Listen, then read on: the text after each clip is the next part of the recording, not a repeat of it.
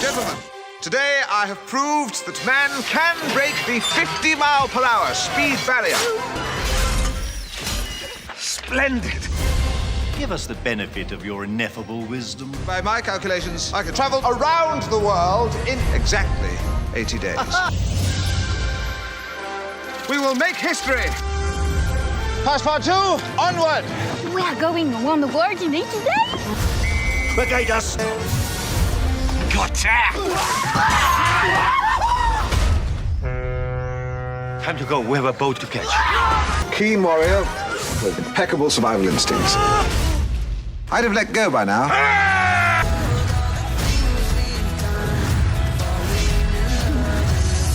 Did your entire life's work. For something you believe in, nothing could make more sense. You really believe we can succeed? Yes. We'll fly to London. Are you sure? No!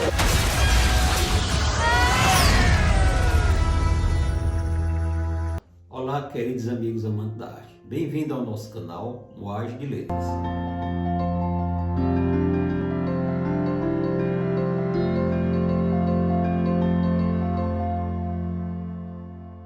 Hoje vamos apresentar A Volta ao Mundo em 80 Dias, de Júlio Verne, um dos maiores clássicos da literatura de aventura. O enredo se passa em 1872, ele foi publicado esse livro em 1873, a princípio de formas folhetinescas, quer dizer, saindo em revistas, né? E era acompanhado com muito interesse pelo público. Júlio Verne já era um escritor muito famoso naquela época. E a história de Phileas Fogg, que ele é um gentleman, se passa em Londres, né? Ele é um gentleman, membro do Reform Club, o clube de reforma, né, que chama, né? Que só aqueles figurões muito importantes da Inglaterra, pessoas muito ricas, pessoas de destaques, eram sócios, né? Esse Phileas Fogg, ninguém sabia nada da vida dele. Ele era personagem enigmático, solteirão, convicto, não tinha nenhum amigo íntimo e a rotina dele era toda cronometrada.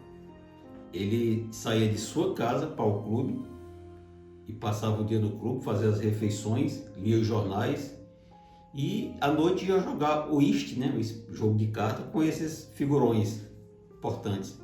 E num desses jogos, eles sabem de um roubo, que está essa notícia rolando lá em Londres, do roubo de Londres. Alguém roubou 55 mil libras, né? Um cavalheiro. Que o dinheiro não era nem assim bem resguardado, porque existia um princípio de confiança nesse banco. E alguém passou lá e levou essa grana. E segundo eles falam que o mundo é mais curto e vão encontrar esse ladrão, né? Que é considerado também um gentleman. E o Phileas Fogg fala que é muito fácil dele se esconder. Como o mundo é pequeno, ele pode viajar para o mundo, quer dizer, o universo se encolheu, né? Quer dizer, estamos aqui no século XIX, a época da Revolução Cultural, na época da Rainha Vitória, né? Que a Inglaterra, no caso, era a maior potência mundial. E ela estendia seus tentáculos, seu império colonial, principalmente na África e na Ásia, né? E saiu uma notícia no jornal que é possível atravessar, fazer uma viagem ao redor do mundo em 80 dias. Os amigos do Phileas Fogg falam que o mais certo seria 90 dias, quer dizer, 3 meses. O Phileas Fogg diz que ele consegue fazer em 80, né? Inclusive existe até uma espécie de um roteiro escrito no jornal. E o Phileas Fogg, ele aposta que ele consegue fazer isso. Não do jeito que está, né? Que seria de Londres para Suez, navio, barcos, estrada de ferro, Suez a Bombay, que hoje é Mumbai, que é na Índia, 13 dias, né? Londres a Suez, 7 dias. Bombay a Calcutá, também na Índia, 3 dias, usando estrada de ferro. Calcutá a Hong Kong, na China, usando navio, 13 dias. Hong Kong a Yokohama, que é o Japão, usando navio, 6 dias. Yokohama a São Francisco, nos Estados Unidos, 22 dias em navio. São Francisco a Nova York, por estrada de ferro, 7 dias.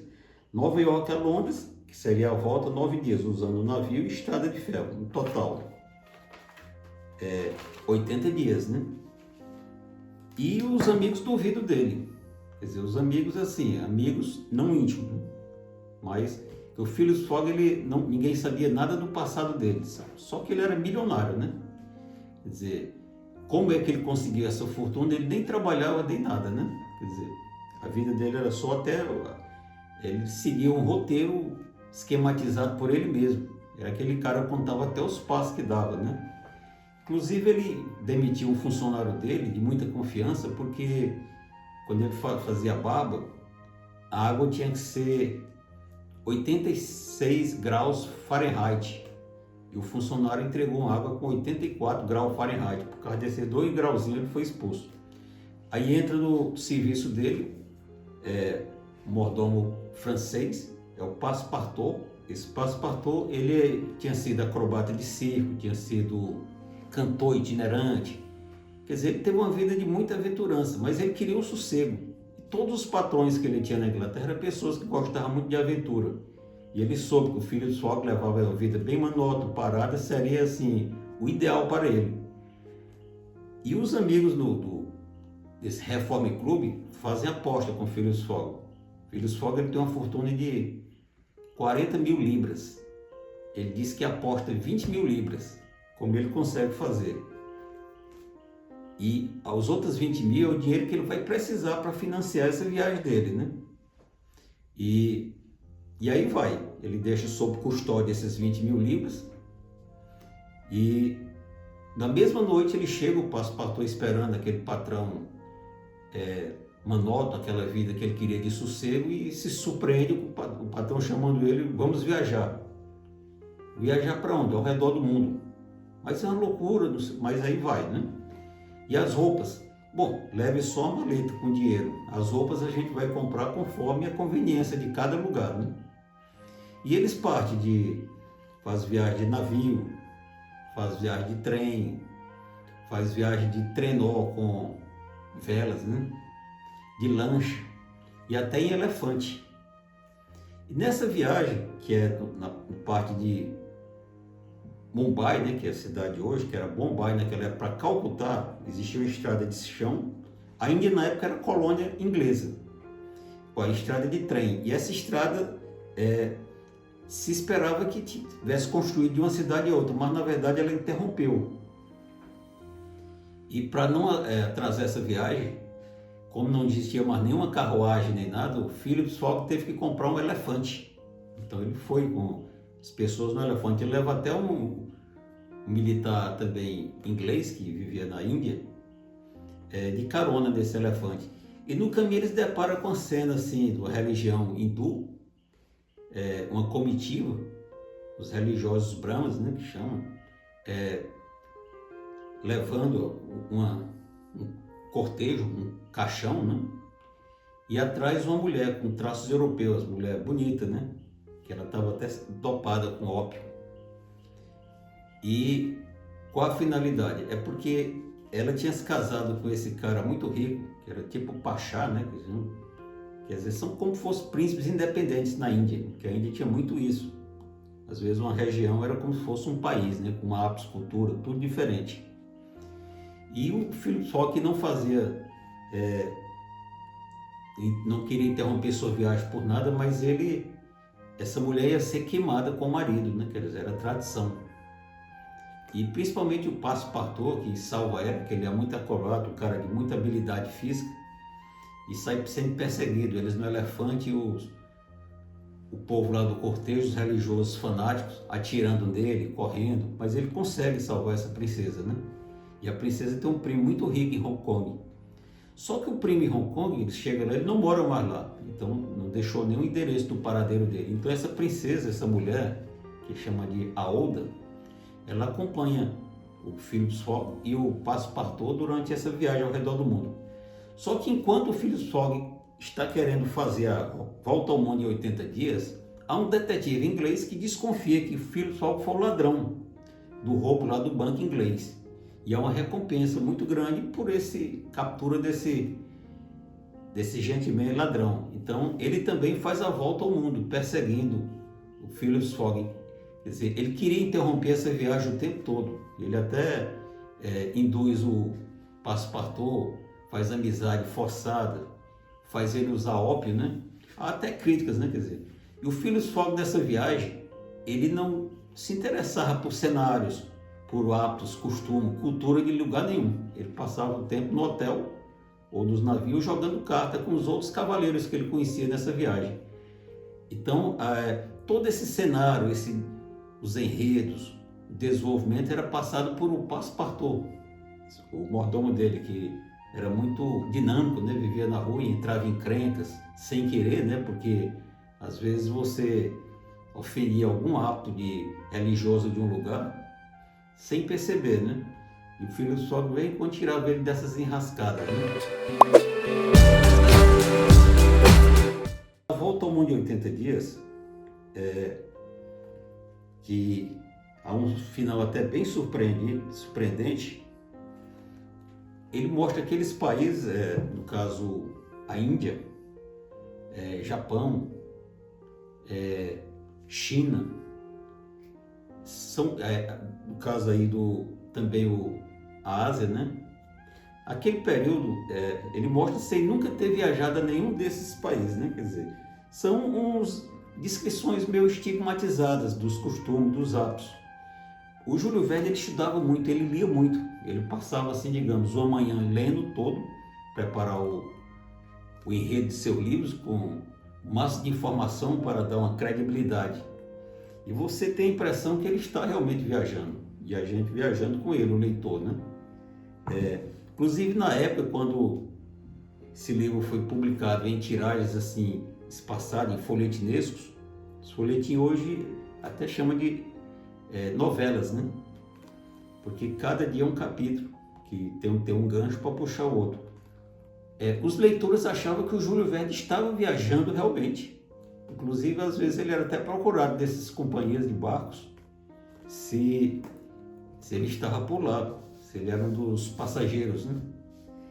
Essa época da Revolução Industrial, inventaram o motor a vapor, então o mundo se estendeu muito assim, tecnologia para aquela época, né? Quer dizer, cada vez que o homem se torna mais dominante das ciências, o mundo vai se encolhendo, as informações vão chegando a um ponto menor. Embora, como se está mostrando hoje os conflitos lá da Rússia com a Ucrânia, o povo ainda continua, cada um arraigado a seu hábito, a seus costumes. Não sei até que ponto que o ser humano vai se unir, talvez nunca. Cada um é como se fosse um universo próprio, né? E uns são muito egoístas, pensam muito em si. Então há muito essa dificuldade. Esse livro aqui é um dos livros prediletos de Júlio Verne, quer dizer, os dois livros mais famosos dele é 20.000 Léguas Submarino e A Volta ao Mundo em 80 Dias, né? A Volta ao Mundo em 80 Dias fez tanto sucesso que gerou assim adaptações, peças de teatro, né, animes e filmes. Inclusive tem um filme hollywoodiano que é de 1956, que é A Volta ao Mundo em 80 Dias, o David Lean, um ator inglês, que arrebatou 5 Oscars, inclusive um dos Oscars o filme do ano, né? O filme principal. E em 2004 teve também A Volta ao Mundo, mais adaptado a crianças, né? Um pouco infanto juvenil, que o Passepartout era interpretado pelo Jack Chan, que cairia muito bem realmente um filme cômico com Jack Chan, com suas habilidades acrobáticas, né? No século XIX, na época da Revolução Industrial, em que o mundo se desenvolveu muito assim, culturalmente e industrialmente, tecnologicamente, o Júlio Verne prova que, pelo menos de formas literárias, que é possível fazer a volta ao mundo em 80 dias, né? Utilizando os transportes do período, né? Inclusive do século XIX, abriram até o canal de Suez, que encurtou o trajeto entre a Europa e a Ásia, porque antes era muito longo esse trajeto, ele tinha que passar até pela África, né? Pela costa da África. Mas hoje, quer dizer, o nosso transporte, digamos que em trem, você consegue fazer a volta ao mundo em 30 dias, 30 e poucos dias, né? E em carro em 23 dias, né? Claro que algumas partes dessa viagem vai precisar que não há conexões entre rodovias ou ferrovias de uma região a outra, vai precisar de uma ajudinha de um barco, navio ou de avião, né? Mas é possível. Agora, se você for pensar no avião a jato, aí a volta ao mundo seria bem rapidinho, você ia ver só nuvens, né? Desde já agradeço a visualização do nosso vídeo, deixe um like, faça sua inscrição e vamos compartilhar muitas ideias interessantes em nossa jornada.